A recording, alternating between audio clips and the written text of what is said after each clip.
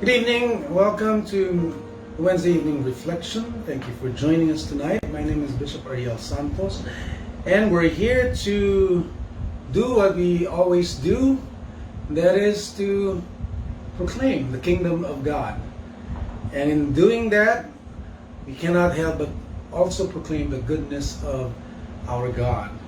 And naturally, it follows that we should respond to that goodness, because not because it's a requirement, but because it's what fullness of life is about. And God doesn't want us to miss out on that. That's why He shows us the way. His promises are fulfilled in us, not by us fulfilling certain conditions, that if we do, then He will give us His promises, and if we don't, He will not give us His promises. No, not about a condition. He's not giving us a condition, He's giving us a direction, because He wants us to discover the path, the right way, the right direction to obtaining that fullness of life. And so He shows us. In the gospel from last Sunday, Jesus was asked by one of the experts in the law, and the question was, which is the greatest commandment? And Jesus gave the famous one-liner for an answer, and He said, greatest commandment is this: you shall love the Lord your God with all your heart, with all your soul, with all your mind, and with all your strength. But He doesn't stop there, and He says the second one is like it, because it naturally follows. It's connected to it, because without this second commandment, the first is really insignificant. It amounts to nothing. But He says the second is like it: you shall love your neighbor as yourself. Love God with all your being, love your neighbor as yourself. It's what we call the summary of the law.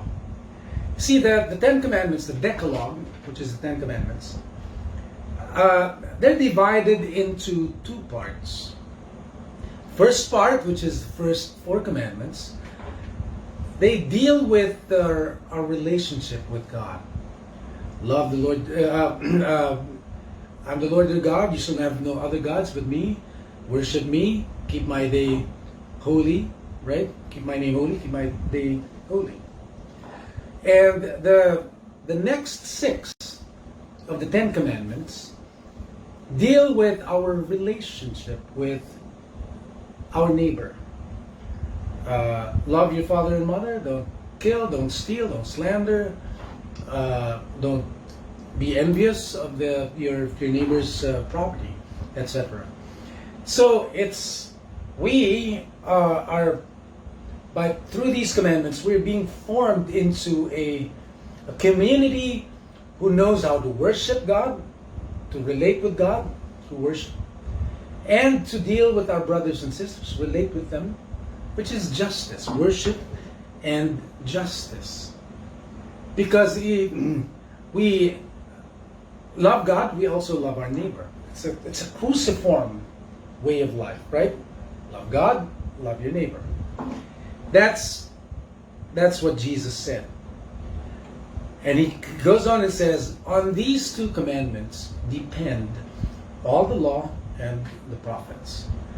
So we can say that the spirit of the scriptures, the Old and New Testament, the law and the prophets, the spirit of it is love.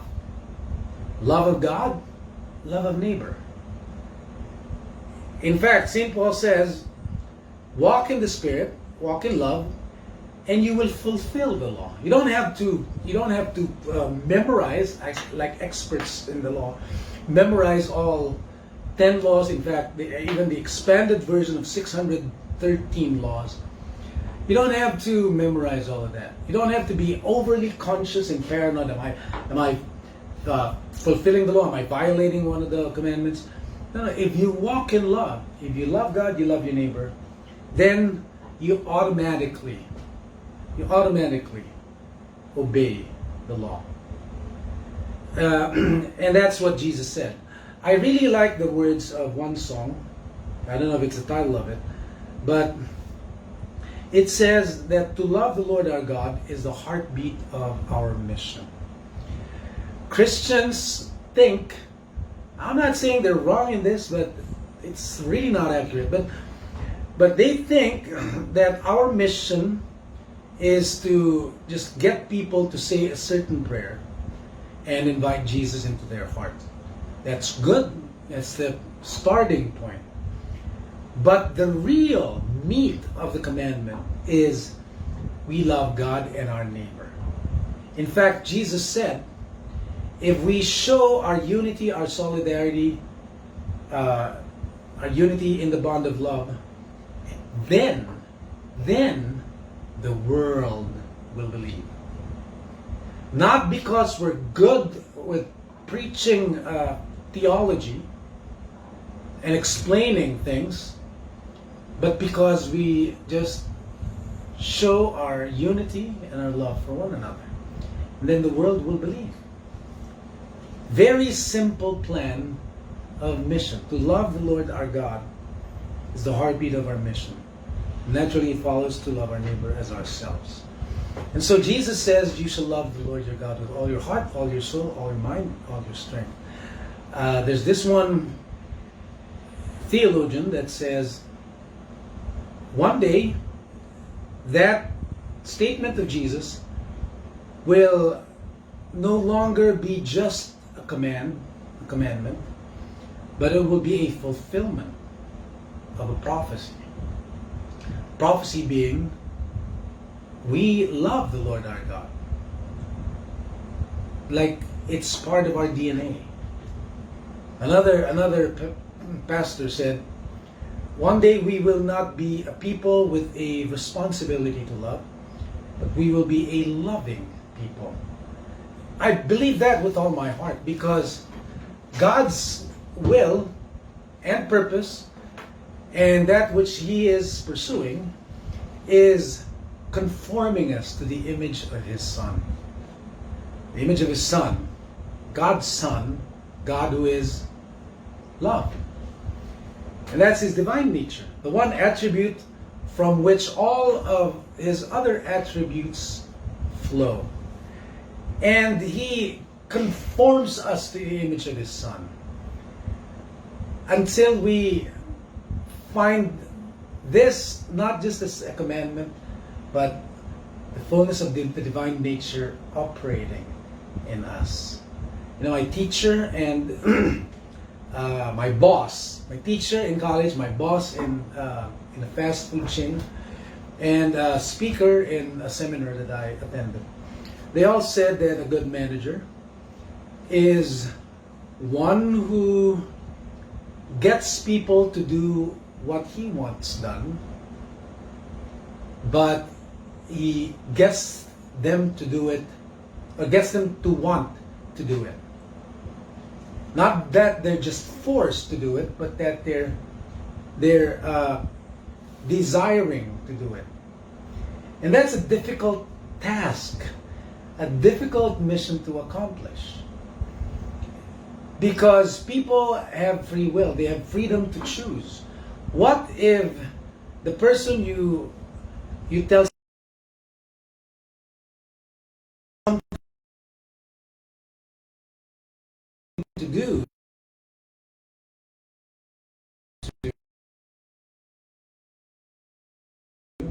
decide, I don't want to do it. Other things that I think less you and I. A real good manager, a real good leader is someone who doesn't force or threaten people to do things, but inspires them, influences them. How? By, I would think, by showing to them the beauty of the outcome of what they will do. It's like if we are selfish Christians, we would obey God only for heavenly brownie points. And many of us, if not all of us, are guilty of that. And we would just admit it to ourselves. But we're not after heavenly points. We're after being like God. And being like God doesn't do things in order to get a return or a reward, but for the sake of the good of another. That's godlikeness. And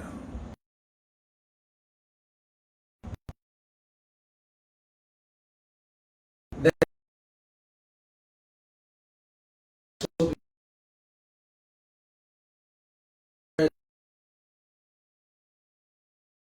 to conform.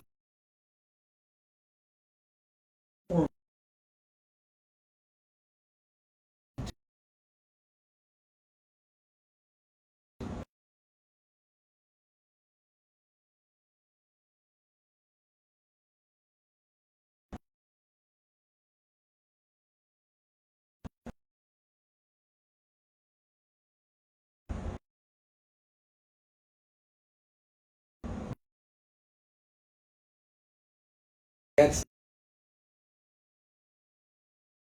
the image of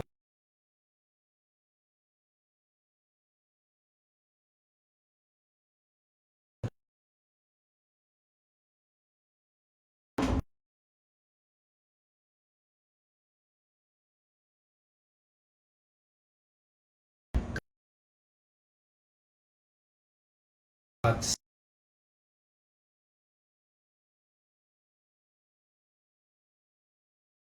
Son.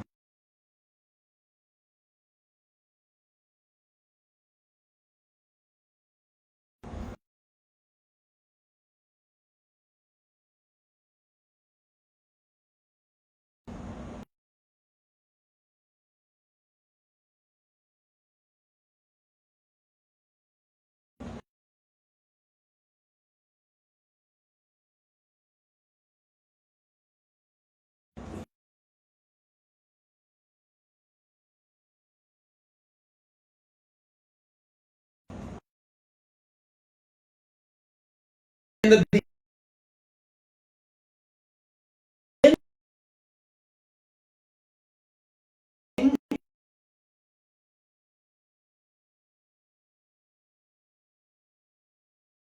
it's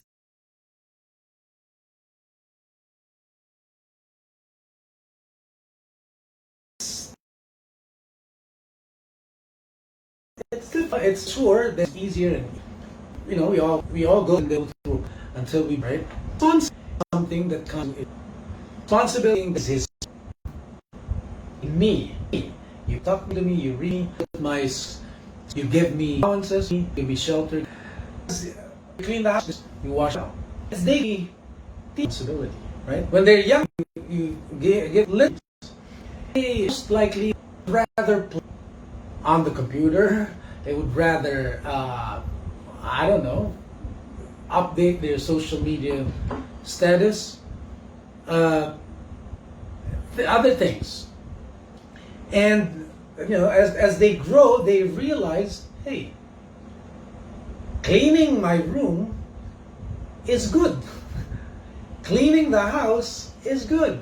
I see the difference between a messy house and a well-kept house. I see the difference. So that when I myself become a family man, a parent, then nobody has to tell me what to do. It is not anymore a command. It is something that is in me naturally, that I want to do. Nobody has to prompt me. Because if we are prompted, if we are urged, if we are threatened, if we are fearful of consequences, then it's no longer love. Think of it this way. If a loved one, a girlfriend, a wife, they have to tell you, hey, it's my birthday, buy me a gift. If they have to tell you that, and you comply, then that's very, very different, and much, much less than something that comes from you, something that is not forced on you, something that you plan yourself and you plan it big, right? That's a big difference. See, the big difference is there's love there. The big difference is there's relationship there.